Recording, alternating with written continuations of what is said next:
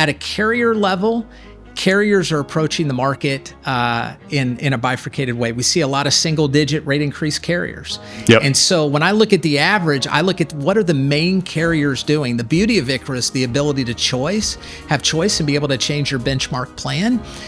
We're seeing in a lot of key markets where the rate increases are lower than the state averages. Today, we're joined by Chris Reuter, Chief Revenue Officer at Remodel Health, with over 20 years experience at UnitedHealthcare, where he most recently led a national sales team of more than 250 staff members. Chris brings a deep expertise in sales strategy and carrier partnerships to Remodel's next phase of growth. Today, he's sharing his perspective on the shifts reshaping the ACA marketplace, the current affordability crisis in the United States, and where he sees rates headed in the year ahead.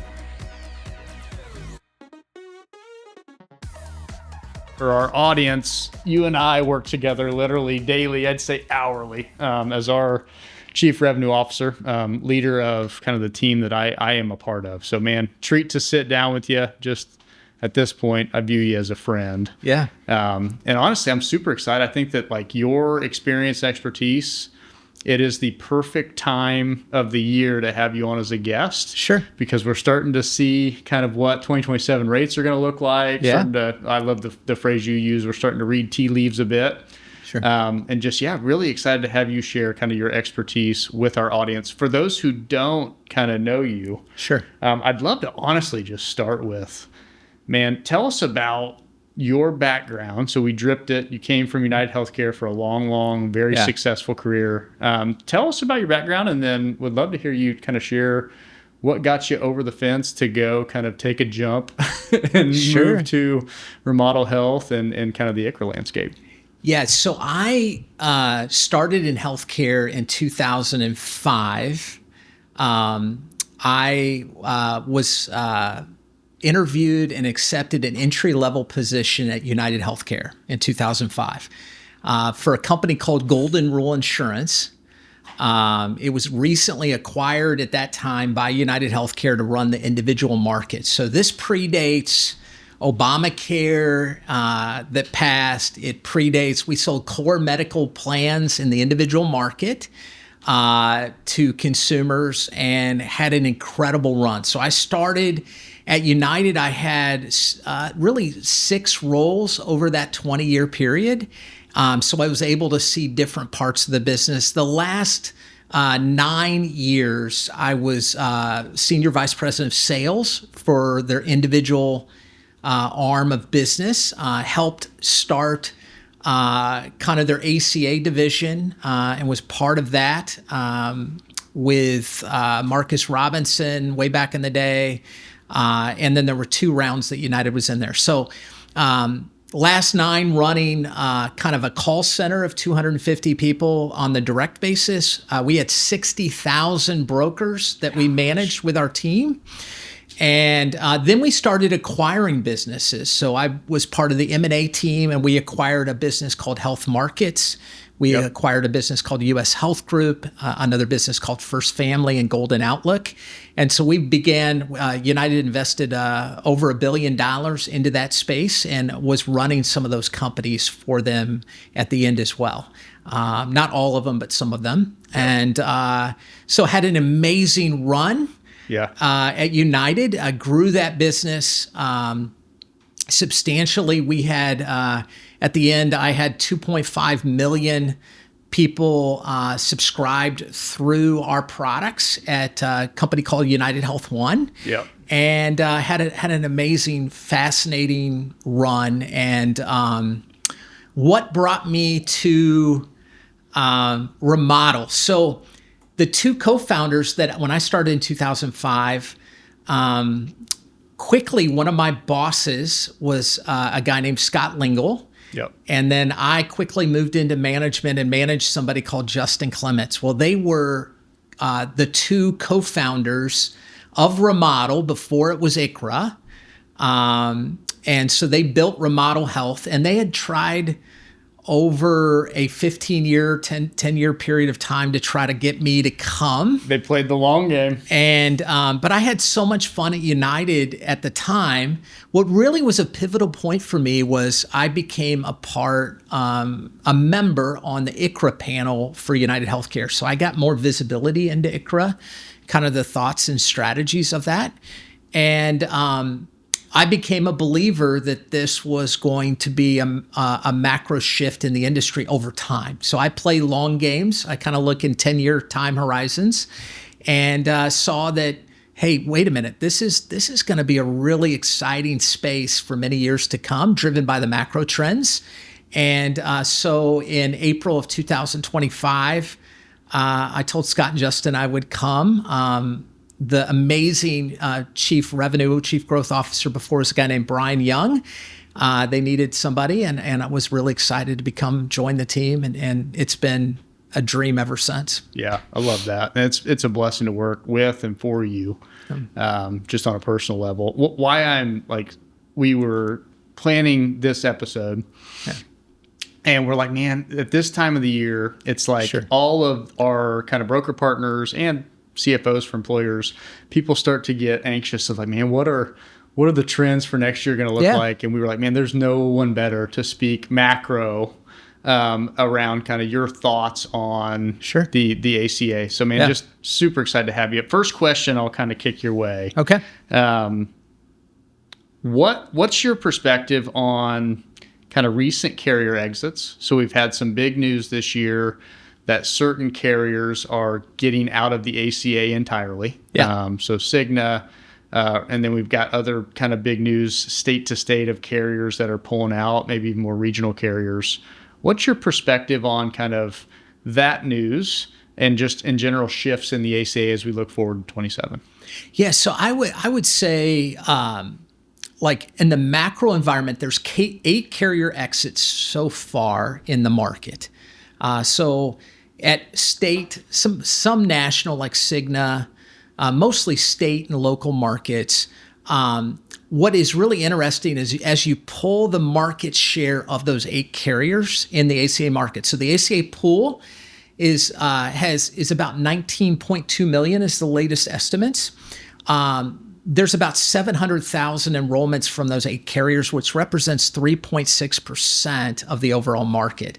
So what we're seeing is that the carriers that are fully invested, those that typically can manage risk effectively, because risk adjustment is such a critical part of the ACA market, those that have good and strong national networks are doubling down.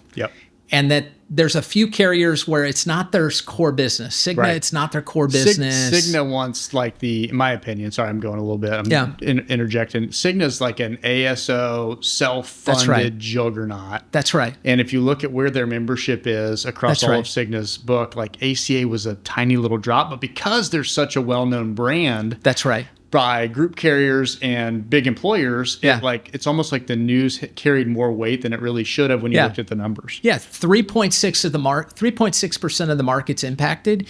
The carriers that own the dominant share of the market, Ambetter, Oscar, Elevance, a lot of the Blues, UnitedHealthcare, what we've seen is a doubling down, especially in the off-exchange market, is what we're seeing.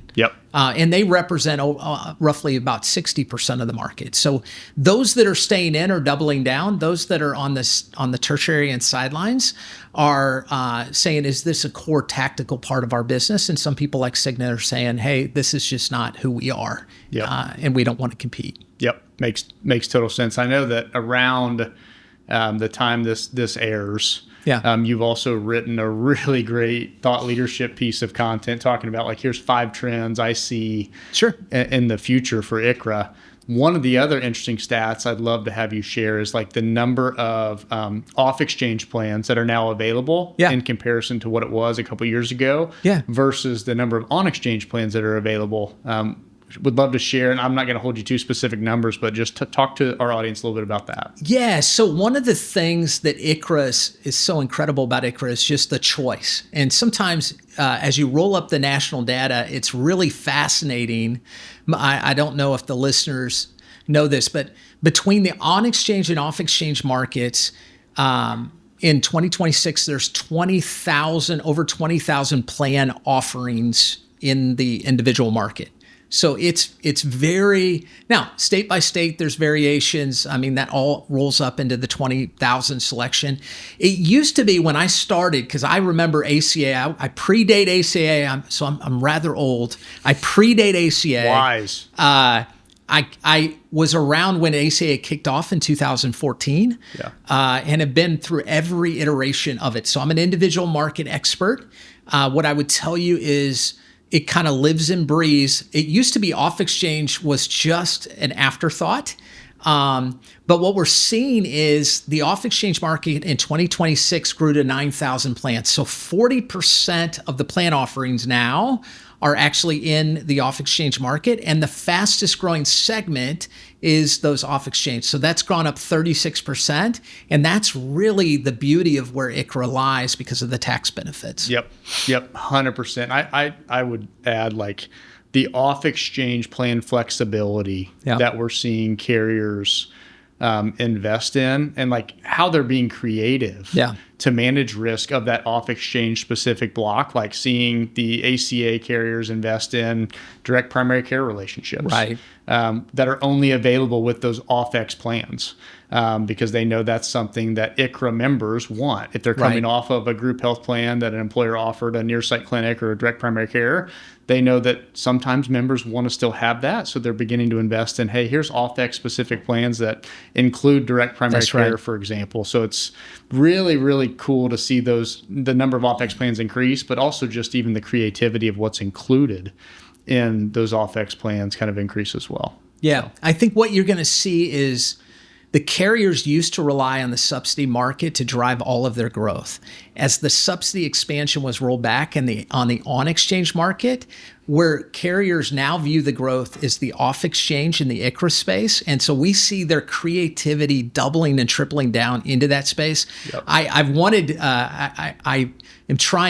talk to carriers every week. I've seen what they're doing. I've asked for permission to share. They're going to come out with announcements soon that I think people are going to look and say, wow, there's some really interesting, innovative plan designs that are occurring in the off-exchange space. Yep.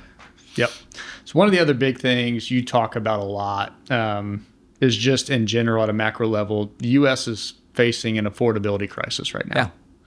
Yeah. I don't think there's any doubt to that. How do you see the broader affordability crisis impacting ICHRA adoption in the next few years? Yeah, I mean, there's affordability at a broad scale. I think there's a poll by Guardian that said 95% of Americans think there's an affordability crisis in America. As it relates to healthcare, KFF did an amazing survey that said the number one concern, even over gas, actually they're neck and neck, if I'm really honest with you, neck and neck.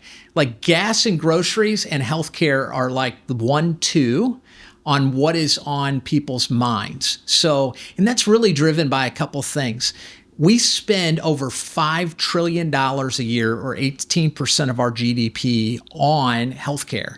And what that breaks down to is over $15,000 per person in the healthcare system. So it's incredibly expensive.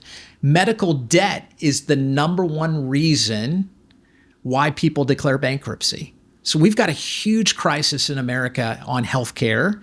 And the great thing about ICHRA is it's politically neutral. Yep. Almost everything in this country is split. Yep. Red state, blue state, conservative, liberal. What I love about ICHRA is both parties view ICHRA as part, it's not a silver bullet, but it is part of an overall ability to address affordability crisis in America. So it's one factor that I think will be very, very important. That's actually randomly something I get probably twice a week. I'll have different broker leaders I'm out meeting with as we're expanding. And I get, we start talking about like, what states are good for ICHRA? Yeah. One of the number one lanes or veins that a lot of times they go down is, ICHRA is going to be really good in red states and not in blue. Or vice versa, really good in blue states, not in red. I'm like, actually, if you ask me what states are good in ICHRA, my top 10, it's going to be about 5 and 5 5 red states, 5 blue states, because it is pretty politically neutral. It is. It's really more based upon kind of where are the individual markets strong, what carriers have really rich plans, strong network, good premium prices. Yeah. It's less about from a political standpoint. Yeah. Totally agree. I'd love to, one sub-question in this same around the affordability crisis. Talk to me about where do you see ICHRA for larger cases in the next 2, 3, 4 years? Do you think that we'll see more and more larger employers, so employers in the multi-thousand, maybe even couple tens of thousands, start to look at ICHRA, maybe not for their whole population, but for maybe even subsections of their population to help solve for the affordability kind of concern? Yeah, what I'm really excited about is, and we'll get into the specifics, but the upstream market for ICHRA is really untapped, and we see tremendous growth in our quotable pipeline as far as the number and size of employers. In fact, this month in July, we just won one of our largest groups ever. And so we continue to go upstream in that market. But where I think the future is in the jumbo market. I think employers are going to get very, very creative about splicing populations and being able to look at populations in a different way to go, is ICHRA best for these populations? We already see some very interesting trends of carriers and like Ambetter with their populations being able to look at this. I think the big jumbo segment is going to be the last domino that starts to fall. I think it's probably in the next 12 to 18 months that market becomes ripe for these conversations. But the use case to be able to splice populations and be able to think of ICHRA as part of a solution for their populations, I think is an untapped market that you're going to see start to evolve. Yep. And for our listeners that aren't familiar, Ambetter, largest individual ACA carrier in the country. The parent company is Centene, and you just alluded to it. Centene actually moved all of their Indiana employees off of their legacy self-funded plan to offering them ICHRA at the start of 1/1 of 26. And we are super tight with Amber, a huge carrier partner for us at Remodel. Sure. And I think in general, I'm really tight with many of their Indiana, even sales leadership, and their perception of ICHRA as an end consumer. Yeah. Because they had to go through and pick an individual plan. Right. Was very positive. Yeah. So sitting down at lunch with them over the last several months and kind of hearing their personal experience has been insanely encouraging to me. I always love getting to how far down can we go and actually meet with the end consumer and let's get their feedback on what it was like. Yeah. And been very, very positive. So I do think they're a leader in that segment of being a jumbo with tens of thousands of employees and kind of moving a subsection of their population to ICHRA. Been really cool to see. And they're just the first of, I think, many that we'll see in the next several years. Yeah, agree. Awesome. So we've started to see and read tea leaves. So I think at this stage, we're getting close to 50% of states, not quite, but close to 50% of states have released their surf rates for 2027. Sure. What are your predictions for rates in general as we head into open enrollment season? So going into it, so we've got the early bird view. There's an article that came out yesterday that said the national rate increase was 14%. We have internal data, so some of these are weighted by the population of the carrier. Some of them are just state average trends. My expectation, what I've told everybody here at Remodel, is everything is pointing to a 13 to 17% rate increase environment in 2027 plan year, with the caveat being a couple that are really, really important. One is each state is showing different trends. So we see a lot of single-digit states that are giving us a lot of encouragement. The other thing that I'm seeing is at a carrier level, carriers are approaching the market in a bifurcated way. We see a lot of single-digit rate increase carriers. And so when I look at the average, I look at what are the main carriers doing. The beauty of ICHRA is the ability to have choice and be able to change your benchmark plan. We're seeing in a lot of key markets where the rate increases are lower than the state averages. But I expect it to be about 13 to 17%. The article that came out yesterday was 14%. California just came out with a really encouraging article on Covered California that was single digits. Yep.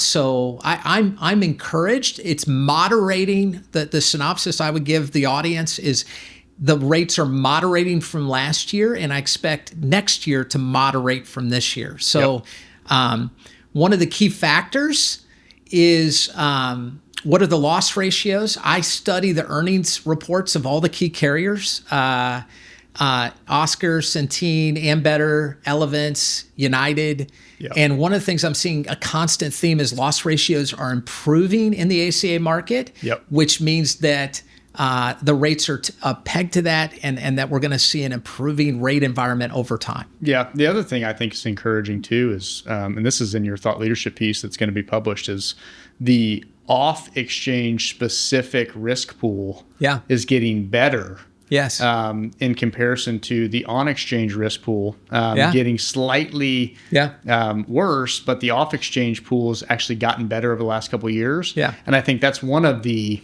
objections that a lot of brokers had in 2022, 23. ICHRA started to accelerate, and some thought, man, the employers moving to this, that's going to dump bad risk in the off-exchange risk pool. Yeah. And I've always said, that's a valid concern, but what's encouraging is we're starting to have enough historical data year over year and to see that the off-exchange risk pool in 3 of the 4 metal levels, so bronze, silver, and platinum, has gotten better. Then gold is slightly higher, but ever so slightly. But you look at it at a holistic view, the off-X risk pool has gotten better, and that is actually the on-X risk pool has gotten slightly worse. Yeah. But that's insanely encouraging. I think starts to debunk that objection that the employers moving from traditional group health plans to ICHRA is going to pollute the off-X risk pool. It's just not what we've seen. It is super encouraging because that is a key thing that carriers look at.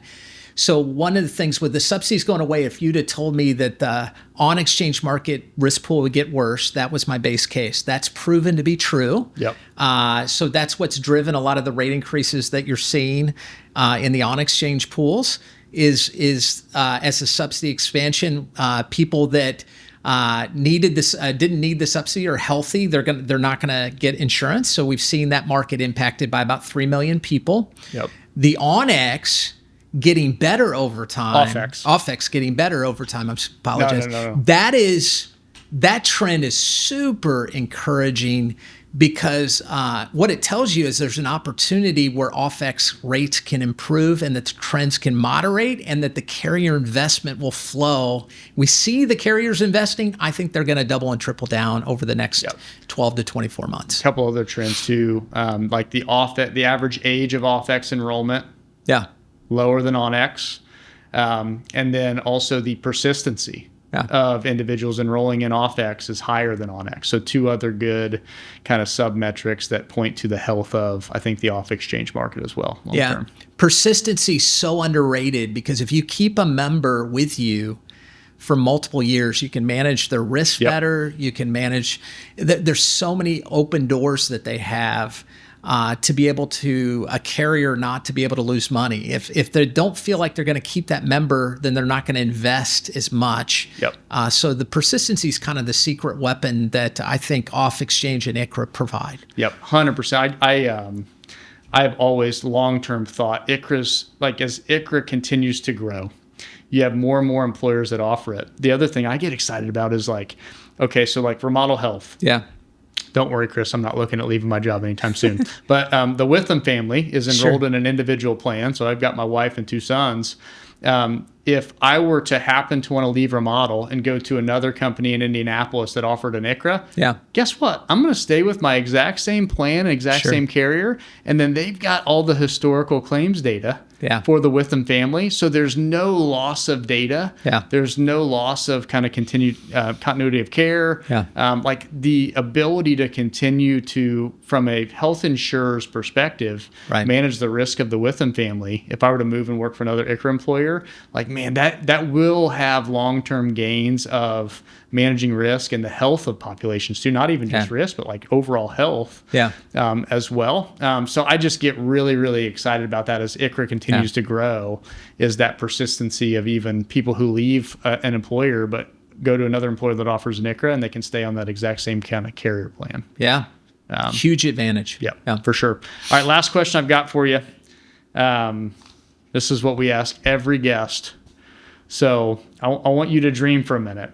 What is one thing you would change or that would mature in the ICHRA landscape in the next 5 years?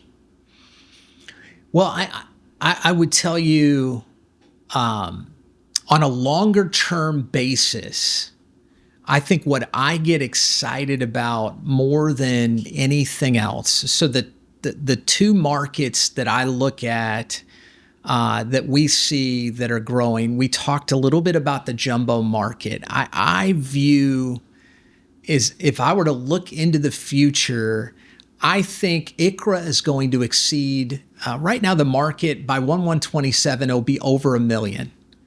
I think we're in inning 2 of a 9-inning game.